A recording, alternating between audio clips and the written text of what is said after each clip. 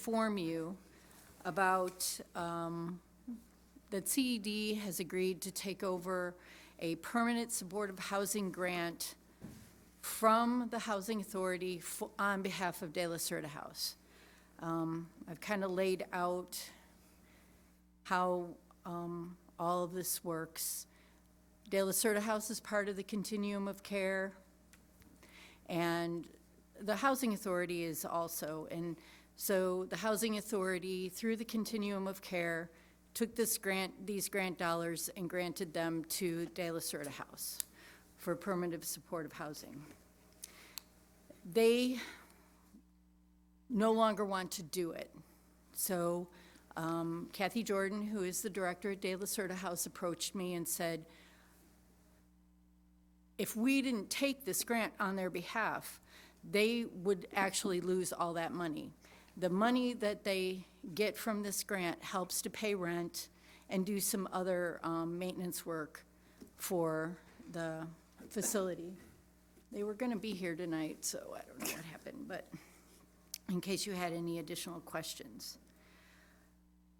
We have the capacity on the floor to administer this grant on their behalf. We'll be on a little bit of a learning curve because they have to record and report in a different system that we currently do, but I've already been involved in this process, so we will get it really quickly.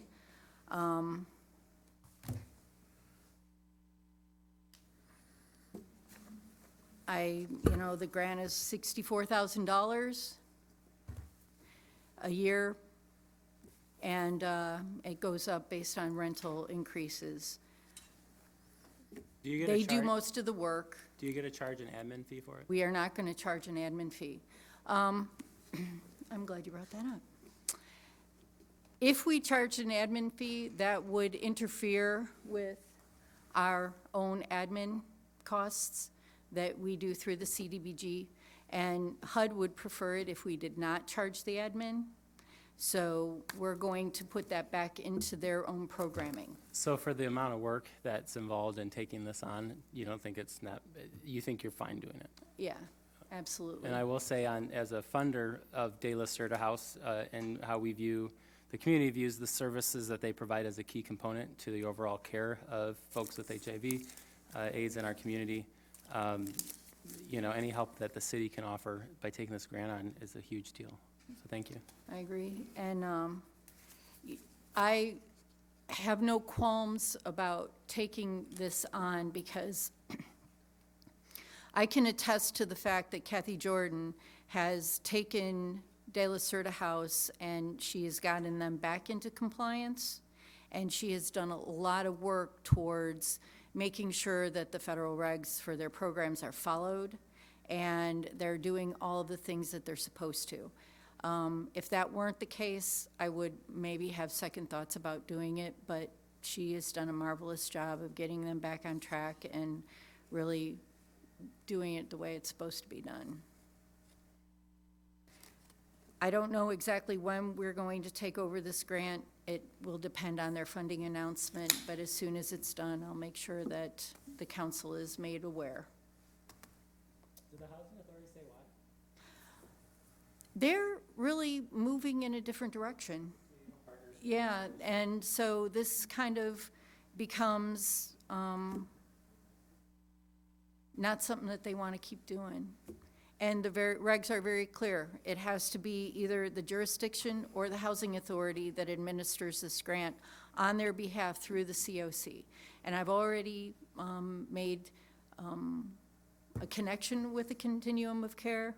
I've been attending their meetings. I've been participating with them. It was not. So this helps give more leverage and more Exactly. partnership on that board, maybe helps them with the leadership. Absolutely. So, thank you. And so it's just a matter of taking it over and then getting it into the system and implementing. Do you have any questions? It's good. Thank you. Thank you. Quick and easy. All right, I think next up is solar and Or if it's not solar, well, it's solar project, DIFCO? DIFCO, Somebody have the clicker? I don't know. That's okay. I think Tim's following somebody along. stole He's the doing a good job. clicker.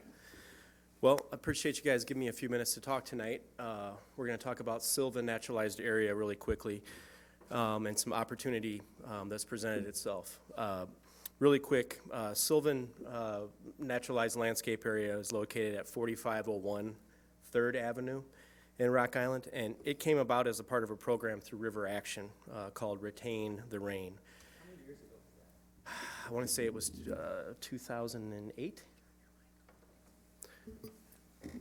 You asked about how long ago. I believe it was 2008. The naturalized area incorporates several elements. It's designed to educate the public on the importance of retaining stormwater runoff. And Tim, I don't know if you can put the presentation up there. Thank you very much. The buildings of the former oil company that sat on that site, they were deconstructed in a way to save some of the concrete pads and a few of the brick walls as kind of overlook areas and just interesting architectural areas within the naturalized area. A lot of the bricks were ground up and used as permeable walk paths throughout the facility, and there were a number of risers and walkways created. About 3.5 years ago, the Parks Department came up with a park-type system for maintenance. We have our Type 1 parks, which are, you can go to the next slide, please, Tim. Type 1 parks are highly visible parks with a lot of use. They require the highest level of maintenance, and they host special events, have lots of amenities, and tend to generate revenue for our department. An example of a park like this would be Shrebert Riverfront Park. Type 2 parks are moderately used parks. They have sport courts, paths, and seasonal activities, and the maintenance in these parks is basically safety-oriented.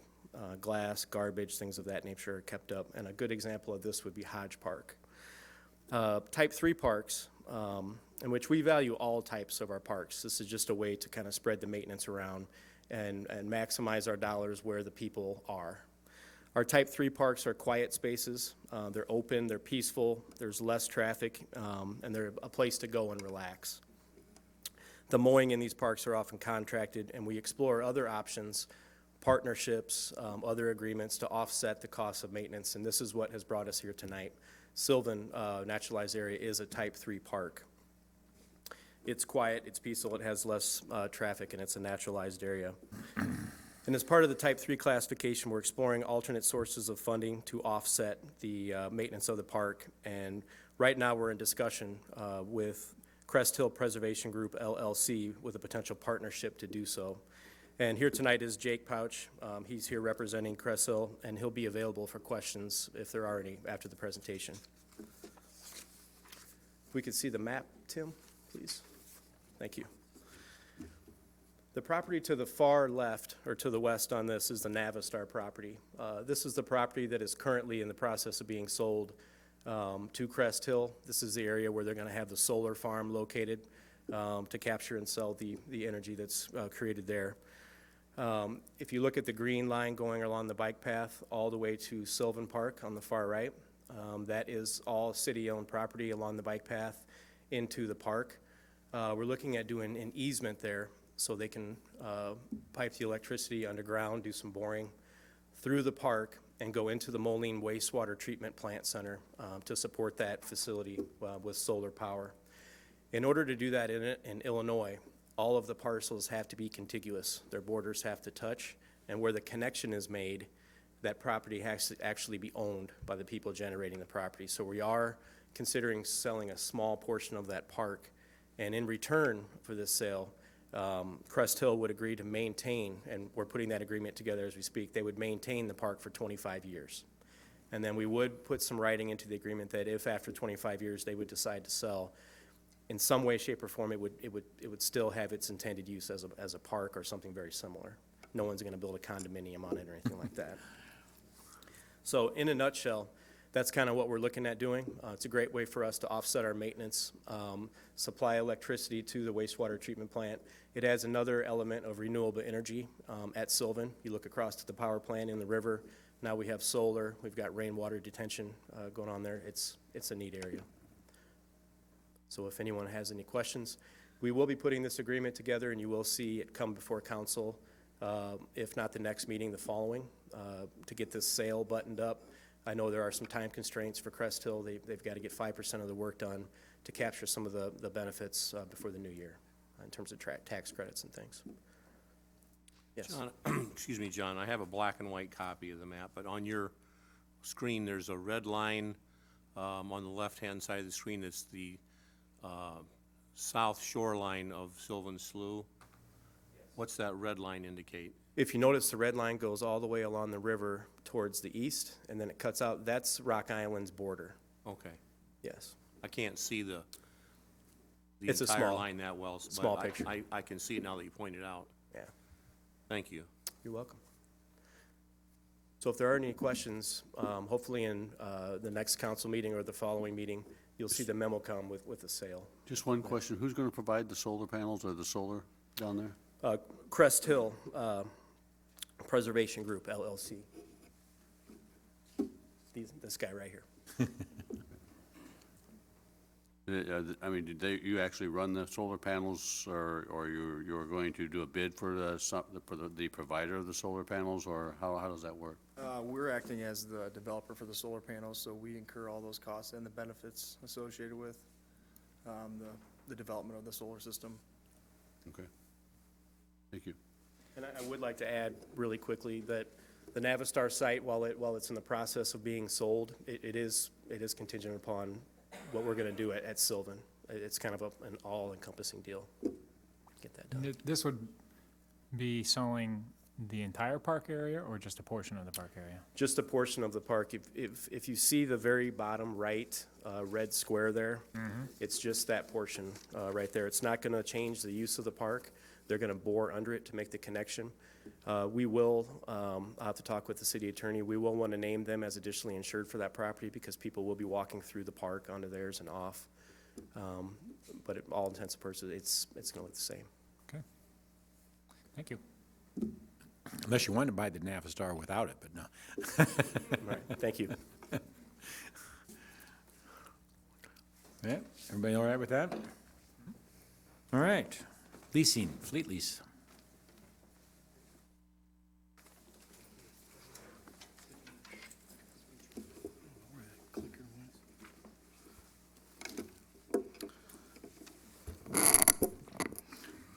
Well, good evening. We're here tonight. I have Jacob Mazanin with Enterprise. I also have Alan Van der Hayden here. He's our fleet manager.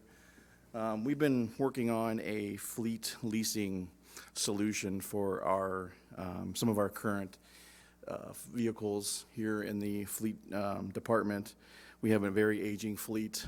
We have a limited budget to replace that fleet. Some of our vehicles have gone past their replacement life due to funding available. And so we've been working on a solution to bring back to the council for discussion, and that's why we're here. So basically we started in 2016 with our current program was 8 vehicles with CED.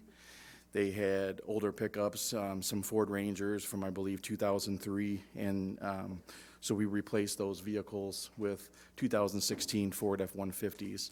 They were extended cabs, and those are on a 3-year lease, which are currently up at this time, and so we're looking to expand our current program lease and would be bringing in additional vehicles, including public works vehicles, police squads, some vehicles from the fire department and parks. So with that, that's just kind of an introduction and where we want to take this conversation. And I'm going to turn that over to Jacob, and he can kind of touch on the enterprise part of this, and we'll dig in deeper on what exactly vehicles we're going to do and go from there. So.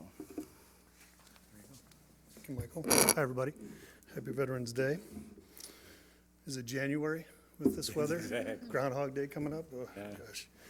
Okay, so Michael asked me to come out to do just a brief history on the company and what the focus is on in terms of how we approach leasing. If you go to the first slide, Jack Taylor, speaking of Veterans Day, served on the aircraft carrier Enterprise. That's where our story started. It's grown to one of the largest private companies in the country, but it's been with the focus on small and medium-sized fleets, and then rental became one of the things that our leasing companies asked for, so that gave us some economy of scale, and that's where most folks know us from. But he always had focus on the customer service side of it, which I have enjoyed over the last 25 years working for the company after I was in the Air Force. If you go to the next slide. We work with a variety of cities, municipalities, from park districts to housing authorities. I personally work with the city of Crystal Lake, who it didn't start out getting into leasing with us because the fleet was old. It was to make better use of the capital funds and to create some efficiencies for their internal departments. So there's a lot of different reasons why organizations will partner with us, but these are just some examples. If you go to the next slide, please. We focus on a very simple equation, which is vehicles over time as assets depreciate, and it gets, depreciates very quickly, and then it slows down, and that's one of the temptations to keep an asset long-term. But as maintenance and fuel starts to increase with the vehicle, you reach a point where there's an optimum time to sell it. Historically, looking at the evolution of us leasing to municipalities, we started at a 5-year game plan, and we've evolved into leases as short as 6 months. It really depends on what we're talking about, what we're getting, what it sells for, and I'll have an example of that in a second. If you go to the next slide, please. Along with other goals that the city would have, safety is obviously one of them. It's amazing that stability control seems to have been around forever, but it didn't become standard in 2012. So you simply just look at the number of vehicles in your fleet that are older in 2012, and you're simply missing something as simple as stability control most of us have and can appreciate on a day like today. But there's other things coming out that pay for themselves: collision avoidance, blind spot, vehicles that identify pedestrians or walking around. Rear cameras became standard in 2018. So just another go besides budget that we try to focus on. Next slide, please. Kenosha School District is just a really great example of a municipality that came on with us early. We use it all the time because we started to sell a variety of their vehicles, from plow trucks to dump trucks.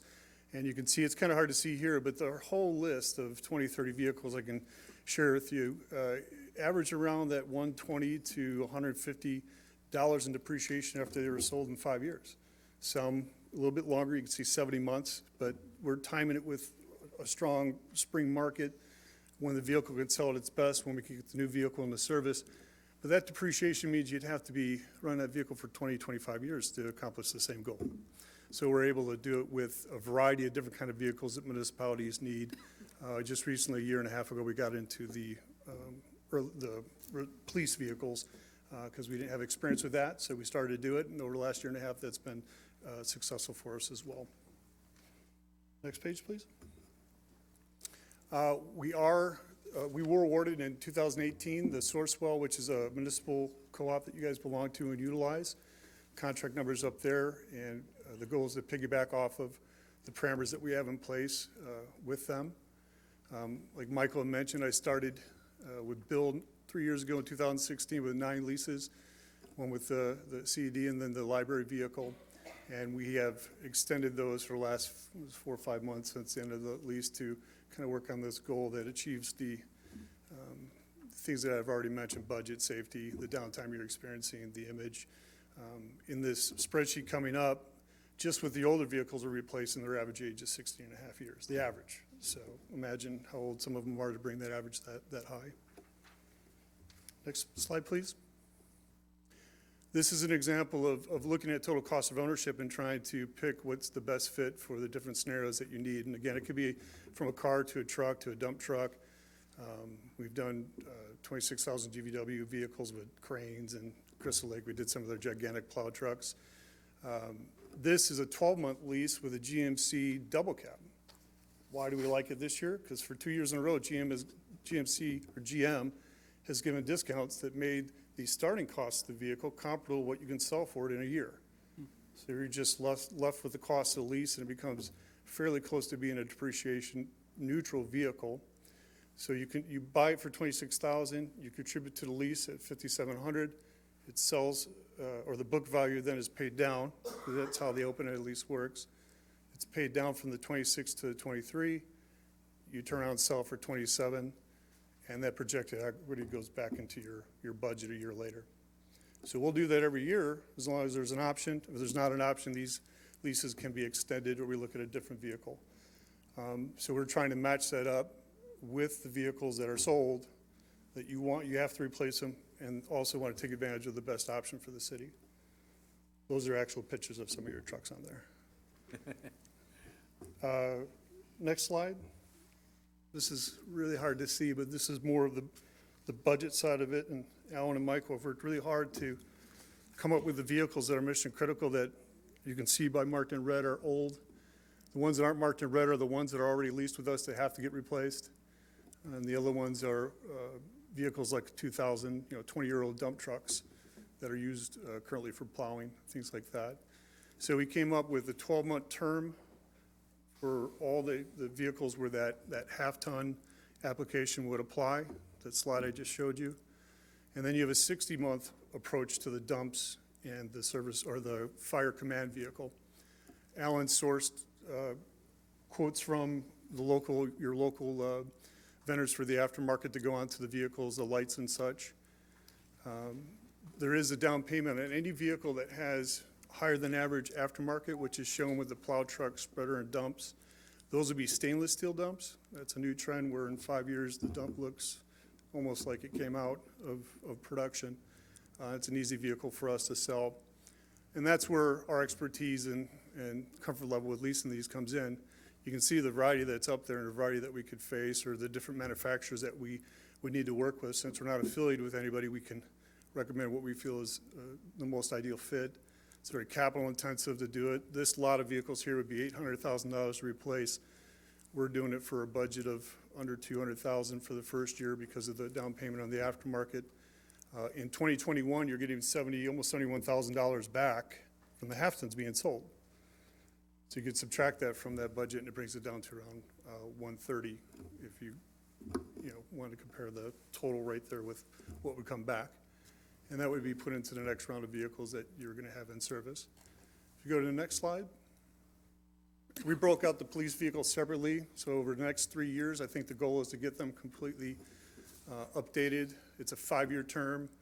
All the leases with extensive aftermarket have the aftermarket capped into the vehicles. There's 60 months in service. The down payment on the aftermarket. The equity column is not related to the vehicles that are new. It's related to the older vehicles up there, so conservative estimate of $53,000. So we will take those vehicles for you, decommission them, sell them for the city. What we also added in here, which you may have seen on a spreadsheet, was maintenance over the last 12 months. Just parts, we left labor out of it. But the maintenance that has gone into the older vehicles, again, then the cost new. And then the lease service charge at the end is part of the determination process with us to take it and sell the vehicle for the city. And that's the end of my presentation, so. Tim, I don't know if we can go back to the slide that shows the purchase, I think it was the purchase price and the lease amount or whatever, then the estimated resale, the manufactured. It's probably the big slide there, the big spreadsheet. Yeah, it wasn't a big spreadsheet. It was right back, there you go, that one. Yep, All right, so I assume that 26, selling it for 27, that's an estimated, that's because you don't know what the market's gonna be for the used vehicles. What happened, when you, I guess, two questions. One, that $3,700 is projected equity that goes back into new vehicles that we lease, correct? correct. Do you subtract that off I'll say the purchase price or the cost of the vehicle and then work the lease from there? Or how do we get that $3,700? So you start at the 26, Yeah, pay the lease. So the sum of the lease over 12 months is the $57.49. right, All the payments summed up. right, So part of that lease payment is depreciation. That's paying Right. that 26 down to 23. Right. It's sold for 27, right, and the difference between what it sold for, Right. or that equity that came back, Okay. and the cost, the 5,700, okay, is the 2013. So it's costing the city for the 1 year, Mm-hmm. the $2,013. all right, so I'm trying to get, so that $3,700, That's the difference between the 23. 27 and the 23, I get that. Yep. And you say it comes back to us. Correct. How does that come back to us? We take the vehicle, we Yeah. sell it, and we apply it either to a new vehicle or give That's the credit my to- question, how is it applied? I guess that's where I was going, is it's applied, either we could take a check, or you could Check apply it to or the credit. discount on the next vehicle? Got it. Yep. That's what I was trying to Yep, understand. you have 3 different options there. And what if it sells for less than what you book value? Then obviously the cost would go up. So we take both sides. We You take take the both gain sides and of the the open loss. and the lease. Yep, So that could happen, because I have seen sometimes there's, for some reason, some big fleet just turned in a bunch of vehicles, depresses that market. yep. And because that's an estimated value of it, so you could hit a bad market. Yes, you can. John, our remarketer, he's a 20-year guy in our office. He's the one that helped us put this together. We're promoting this to all the municipalities that we either work with or want to. He's comfortable with this amount that we put on here. As a matter of fact, we started this 3-4 months ago, promoting the 6-month, which made it cost positive for the city. Not that we're in the business of generating revenue, but it did for if you got on the bandwagon right when you could order these. And time has gone by, so we've backed that up. He still feels comfortable with the 27,000. If something were to happen that is unpredictable with open-ended leases, you have the option to keep this vehicle in service, and we just simply work on extending this. That was gonna be my next question, is I've seen that sometimes if it's quote upside down. Right. There's an incentive for you and us to extend it. Absolutely. If it's not nickel and diming either one of us, so to speak. Yes, and Extend it for another year or whatever it is, and Correct. that market could change out there. yes, it could, it could. And the opposite of that is we can go 5 years on your dumps or other trucks and come to you at 3 years and say, hey, the time is to sell these now. And For some reason, there's a shortage of them, and Yeah. you can get a high dollar for it, let's Yep. do it early. Yep. And so that's in the contract, that to be able to do it either way. correct. Yep. I have a question, if I could, about the fuel types that you are experienced with in terms of leasing vehicles. Are you predominantly, are these examples gasoline-fueled vehicles? And what if we wanted some of them to be alternatively fueled, like electric or propane or something in that order? Yeah, we encourage that. We're, again, not affiliated with any manufacturer, and we will present you the holding cost. And if it turns out that the gas-burning vehicle is a lower holding cost, but let's say it's fairly close, then you can choose what option you want to go with. But all the hybrids, like the Sonata hybrid was very popular with us last year in terms of promoting it out in the marketplace because it had the lowest cost of ownership, even with low gas prices. Even full electrics, are they leasing those? We can do electric as well, yes. Yeah, Charging stations, don't we? We haven't done many of them, but we've looked into doing those little parking police type or, gator size vehicles as well. I think we have 2 parking electric charge stations in the garage, don't we? Yep. We do, one's a handicap and one is open to anyone. How does maintenance work then? I'm not familiar with how leasing works, so Yeah. would our staff still continue to repair them? Correct. Yep, And we would pay the parts and labor? I mean, obviously the labor, but parts included. yep, I believe you're still certified warranty on the Ford side? Yep. I've seen some of these leases on some of these, I'm sorry, I don't mean to interrupt, but where there's kind of a replacement vehicle, that if it's down, I mean, I'm used to where you take it to the shop, and if it's down, you offer a replacement vehicle while yours is out of service. Yeah, we do not have that. Well, a full maintenance program could incorporate a surcharge in there for a loaner to be provided for the vehicle. I've not had a lot of experience with doing that. We update the fleet, we get it newer. The idea is that you'd have less of that. Sometimes, I downtime. mean, just, I'll say shit happens, and it just, it could be 6 months old, Yeah. and it has, for some reason, something down, and we're without a snowplow or whatever type of vehicle it is, and Yeah, there would not be a replacement with this concept. there's no replacements in any of this stuff, temporary, okay. Two of these vehicles would only be used for plowing. It's kind of the smaller one-ton type vehicles. So. Yeah. I have a question. Could we go back to the second to the last page, where the fine print page, I guess we'll call it? That one. I'm looking at line number 2 and line number 3. So if I understand this correctly, these are 12-month leases on Correct. these vehicles? Yes, Okay, so I'm looking at a 2016 F-150 on a 12, is this like a, Those are being replaced. That lease started in 2016, and they were a 3-year lease. So that is just replacing those vehicles. and these are current odometer readings on these vehicles? correct. Okay, when I'm looking at this, and we have a 3-year-old vehicle with 5,000 miles, I feel it's hardly a need to, seems like we're not even using those 2 vehicles, there's hardly any miles on them. I mean, I'm kind of wondering if we have too many vehicles in this fleet that we're paying for. I mean, what is so on the resale of these, obviously that would be a higher, like if we were to resell them, that'd be higher money coming back to us at this point, correct? Yeah, the CED vehicles there, you're looking at, the low mileage ones, those were the original leases that Bill started in 16, and you're giving those back to us. And some of those, one of those vehicles was wrecked and replaced, so the miles went down, and they started over, basically. Because I'm looking at it that we've been paying a monthly lease fee for 2 vehicles that barely have any miles on them. It seems quite expensive for something to be sitting around. And this might, another question for you, Mike, more so. If we go to the last page and we're kind of reviewing the police vehicles that are out there, Yes. are we looking to replace those same style vehicles, or has there been some thought to maybe downsizing from the Tahoe for every vehicle? Because they are obviously quite more expensive, and what are the advantages what is the prime reason that we have all the Tahoes and not a standard squad car? Looking cost analysis wise. I'm not sure why the Tahoes went with, and Randy. So I can, and Chief can talk to this too, but when we looked at replacing the fleet, many fleets are going to an SUV. And what we looked at was a longer service life instead of 4 years, replacing them at 5 years, and then a higher resale value.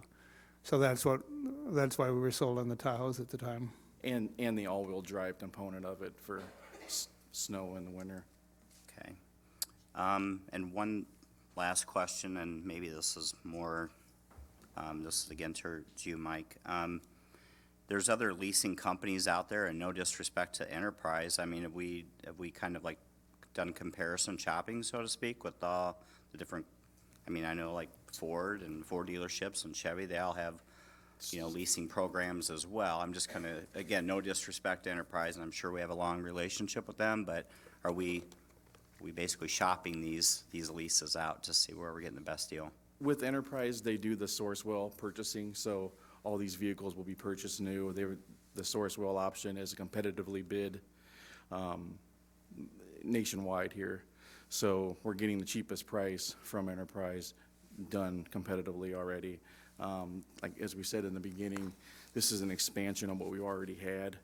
It was originally put out for bids, and so we're just looking to expand this current program. We have not went out and looked with other companies, just because, again, we're just looking at, it'd be like a contract extension with one of our pavement patching contractors. We like their pricing, their workability with us in the city.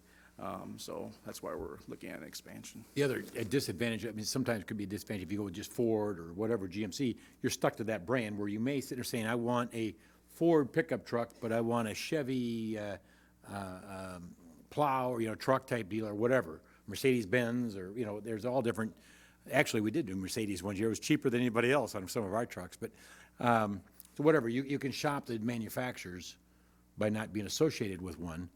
Now, there are other companies out there that do it. Cars Leasing is one. Snap, I used to know Dale Snap way back when, but was another one. So there are some that are like Enterprise that are not tied that we could eventually bid it with. But at this point, it's I'm only saying that because I know that in the past, I know Reynolds Ford and some of these places have leased out their fleet of, I know, at least in the police side of things, and you just don't want to be stuck to one brand, and that's all for all your whole fleet. And I think with Sourcewell, isn't that a GPO? So it's a group purchasing Yes. option. So you get a very low They're contracted getting price that government nobody else. pricing. They're getting government pricing through Right. Sourcewell. There was 4 or 5 contractors in that process. Yeah. And also to add on your question about the Tahoe, so we're not replacing them with Tahoes. That vehicle, we are looking at going to the Ford Interceptor model, which is still the SUV. It is a smaller version. It's not as big as the Tahoe. Honestly, I think if you were to ask the chief, they weren't happy with the Tahoes that they've currently had and have requested to go back to this. Well, they haven't had these, but we researched it with Moline and other departments locally, and we think that the Ford option is the best option this go around. So that's what we're pushing for. okay. If I may, when we're talking about the police vehicles, I have a little limited experience there, but oftentimes what I experienced was that the cost of the lights and the sirens and everything that it's going to stay with, when we get that back, give that back, would you get that equipment back and then we would just purchase new, or how would that work? Would we just take all of our equipment out because? I We're mean, reusing most of our equipment, most of our lights. We are, One of the reasons that I wanted to go, sorry. That adds a big cost. I'm sorry. That adds a big cost to the vehicle. Oh, yeah. It's about a $3,000 to $4,000 savings by reusing lighting. That's one of the reasons that I suggested that we go back with local vendor, so we can not only reuse a lot of the stuff, because all it is bracketry, because the lights are basically, a lot of them are just the same. But we just gotta buy new bracketry. And then also serviceability, if there's an issue there and we need something, we don't have to send it to whoever Crystal Lake had theirs, we got a local vendor that can take care of repairs that are above my shop's grade, so. Okay. That meet with local and federal standards, so. I have one more question regarding that. Who does do the installs on the light bars and things like that? We've been using Raycom Okay. over in Moline. And who services Enterprise vehicles? Who does the service work? Ultra Strobe up in, where's Ultra Strobe? The vehicle itself or The vehicle itself, yes. Oh, the vehicle itself, sorry. The manufacturer's dealerships would honor the warranties on them. Okay. But other than that, oil changes, maintenance, tires, brakes, that would be the fleet garage. Okay, thank you. Another answer to your question on the mileage on the vehicles. So we do look at how many vehicles we need to replace anytime we do a vehicle replacement. One of those was the building official vehicle, which has been sitting most of the last almost 2 years now, unfortunately. And a lot of those vehicles, they do not get a lot of mileage because they're just going out to somewhere in Rock Island. It's not like a snowplow that's driving the streets. They've got a destination to go out to, do an inspection, and come back. Okay, thank you. Any other questions? Thank you for looking at this and being creative. So the biggest advantage here is we do not have that big upfront cost. The reason we looked at it initially, because the cost of the lease every year was actually less than the amount that we were putting aside to buy the new vehicle in 10 years. So it actually was cheaper than us doing it. Then, when it's returned in a timely manner, we don't have 10, 11, 12-year-old vehicles, we're not doing all that maintenance on it. Vehicles look nicer, all those other reasons that were mentioned earlier. Agreed. But a huge advantage not having a big upfront cost. Thank you. Thanks. Thank you. All right. Who gets to talk about 11th Street? He's back. So this is from the presentation that was back in September, I maybe? think, I believe. We weren't able to get to it, so here you We go. ran out of time that night, so. We're gonna talk about the 11th Street corridor, improvements that we have done, costs associated with future improvements, and the responsibilities that the city holds with the 11th Street corridor, being US 67. So a lot of people don't know, the traveling public, residents, that 11th Street we do not own. That is owned by the state of Illinois. It's a federally marked route. Resurfacing or reconstruction of 11th Street is a responsibility of the state, with the exception of our infrastructure, utilities, water, sewer, and storm sewer. Sidewalk repairs, when completed in conjunction with the resurfacing or reconstruction project, are our responsibility as well. So, next slide.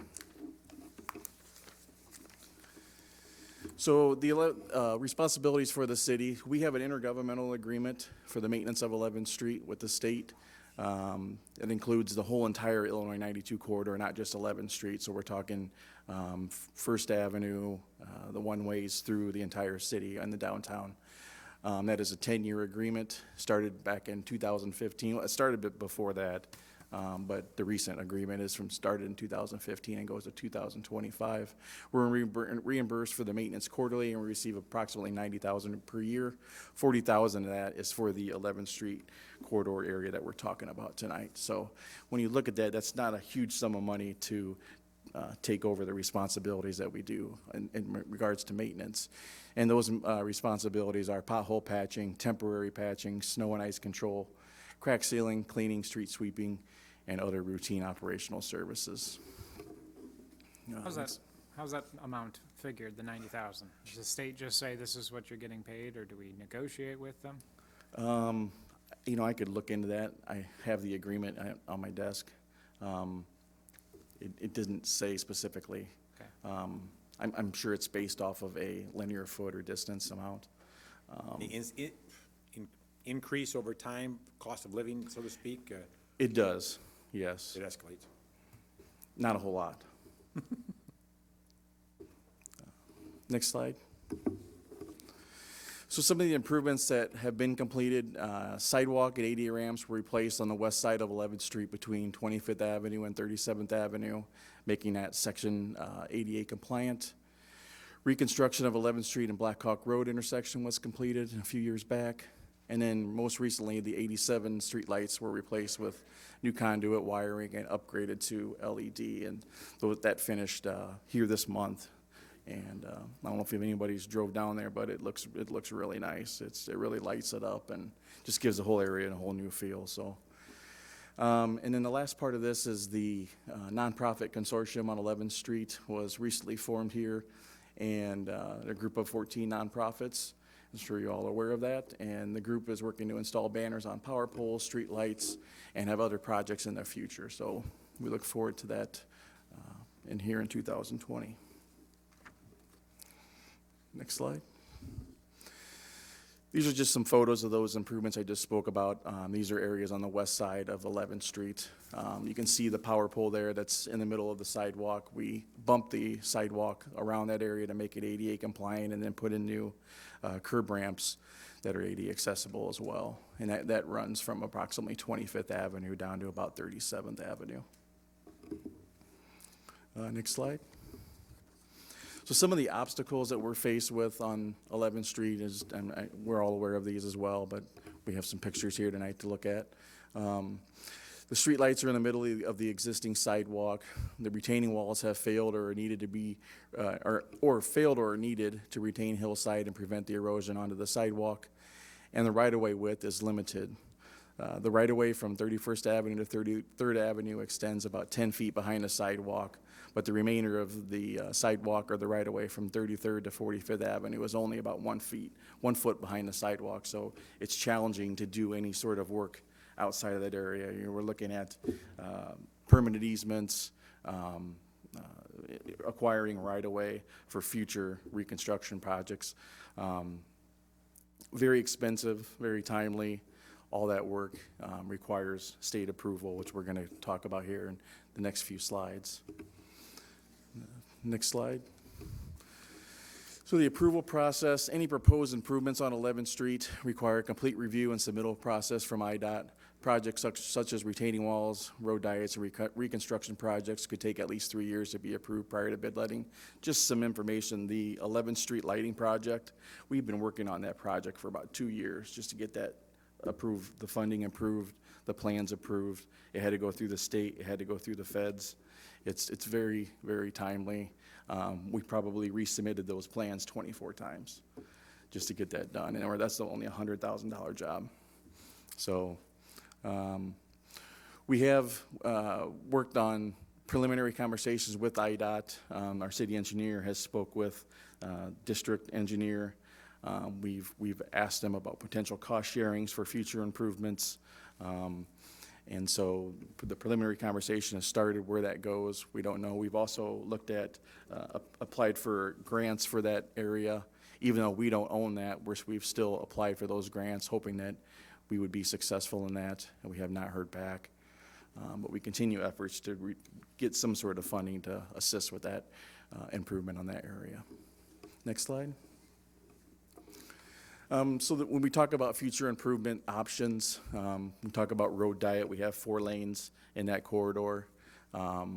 We've been looking at and talking with IDOT about if we did want to do a road diet, would we be able to do that? And of course, we don't get an answer right away, or we have to go through the entire IDS, the intersection design studies, and go through the part of it. But so the road diet reconstruction is consisting of removing one lane and going to a 3-lane configuration with a bidirectional turn lane. Road diet would be designed to accommodate bicycle lane and would require retaining walls and new sidewalk for pedestrian traffic. The resurfacing project, if we were to just consider that, would be resurface the existing 4-lane street with minimal sidewalk improvements for ADA accessibility only. So we would just be doing sidewalk accessibility at the intersections essentially. Following resurfacing, the roadway could be restriped from the existing 4-lane configuration to a 3-lane configuration. So we'd have 2 travel lanes and a bidirectional turn lane in the middle. And with those different types of construction, road diet and reconstruction and resurfacing require water main replacement. Our water infrastructure there is not in is in terrible shape. It needs to be replaced. The cost is about $1 million to replace that section from about 25th to 42nd Avenue. And you can see from that first slide that we open with, those squares in the middle of the picture there were water main replacement patches. So we want the next slide. So cost estimates when we're talking about road diet or resurfacing, $8.5 million. We've estimated for a 4,600 linear feet project that's 56 feet wide, and resurfacing is about $5 million. Both of those projects include the water main replacement. We can go to the next slide. I'm getting ahead of myself here. I'm sorry.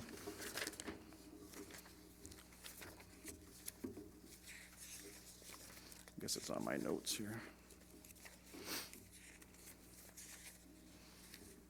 So the reconstruction would include retaining walls, east side sidewalk, and lighting. That would be $3.4 million. Could you go back to the other slide, Tim? I'm sorry. Reconstruction costs would be $3.7 million, and then $1 million for the water main replacement and $400,000. That is where we came up with the $8.5 million. And then the resurfacing includes the west side sidewalk and lighting at $2.9 million. You have $1 million for water main replacement and about $1.1 million for various retaining walls if we were to do a resurfacing project to come up to the $5 million number. Next slide.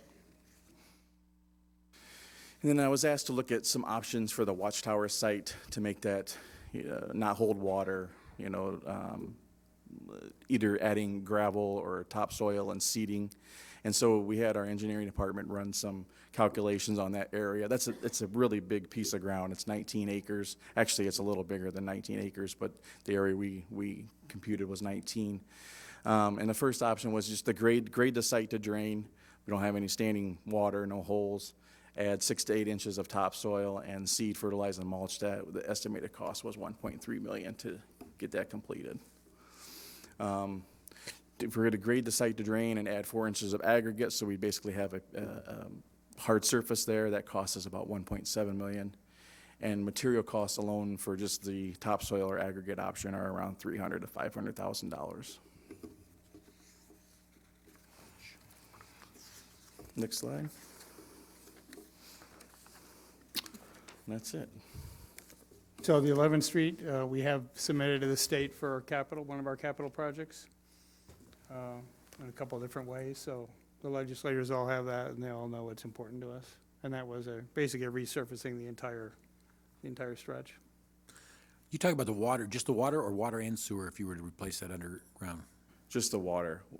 In those estimates, we budgeted about $400,000 for sewer improvements. So there is some of that. But that's still cast iron? That's probably a clay. Clay? The water main is cast iron. Yeah, the water main is cast, but the sewer would be clay. Yeah. Clay. Breaks easy. Another thing that's come up recently too, Tara received a phone call from one of the residents along there wondering if there's any assistance for a retaining wall.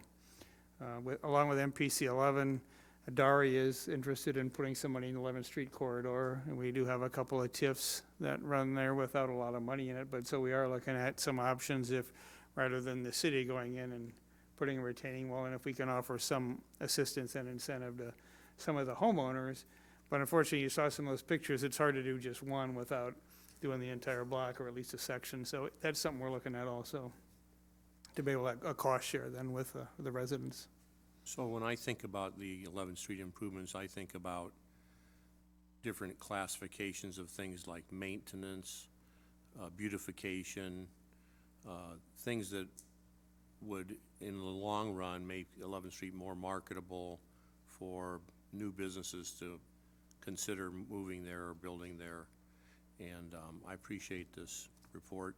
I'm going to share this with the NPC 11 group when they meet again. I think it's this Friday, or maybe it's Very Friday, expensive. the following Friday. It's expensive, and I don't think we would be doing it in one chunk. We would be doing it as a long-term investment, year by year. Thank you. You're welcome. Thank you. With all of the variety of interests in 11th Street, the city, the state owning it, having it be a federally marked route,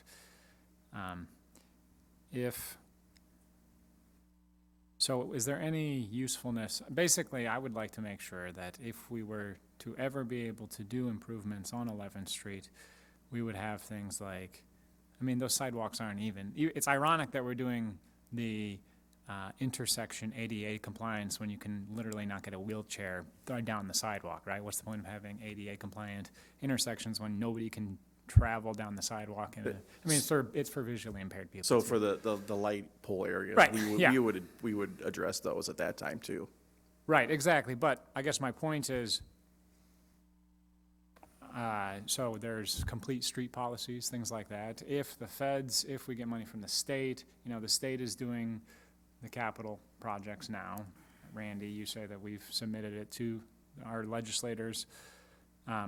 Is there any benefit for the city to have a complete streets policy on the books? Would that be able to require them to include sidewalks, bike paths, et cetera, for 11th Street, if at any time we were able to get funding for it? It doesn't require them to include it. We talk to them about it all the time. We try to get 18th striped with a center turn lane and one lane in each direction and a center turn lane. And the state said no? Well, there wasn't enough room at the intersection for whatever size truck they used to make the turn and stay in the lane. We would have had to take right away at every intersection. So we do work with them and try to do that where we can, definitely. Okay. And then have we enlisted by state regional commission in identifying ways to fund repairing this? We have, I guess the first thing we would want to know is what route we want to go with the actual project. Well, my vote is road diet. It's more expensive, but if we're gonna spend $5 million or $8 million, let's get, make it look like something that we're proud to spend $5 to $8 million on, right? Yeah. I don't know. I mean, do we want to just do a little straw poll right here? Well, ultimately, it's what the state wants to do. We can suggest, but it's, Right. if they came in and said they're gonna resurface it, we're not gonna say no, because it wouldn't cost us anything. They would just do it. We certainly wouldn't. So say we no. wouldn't refuse that. Sure. Could we say, thank you for offering to resurface it. Would you be interested in partnering with us to reconstruct it? And we can say that. Yeah, I mean, Well, I have a question. Maybe I'm just not understanding something here, but 19 acres, we're going to add soil to something that, Okay, I'm sorry. I Well, interrupted. somewhat, we had, council had asked us to look at making it into a field for soccer or something like that, to make it usable Flea until market. it was developable, until we had a developer there. So I asked Mike to come up with a cost of what that would look like. okay, all right. And there's, Right now, you can't, if you walk across that field, I mean, you take your life in your hands I pretty much. understand that, It's but if not. we're I'm gonna- assuming- if a developer comes in there and we put $1.3 million in there, and then he comes in there with a nice grader and takes that $1.3 million and takes it somewhere else, I don't know that that's really the best.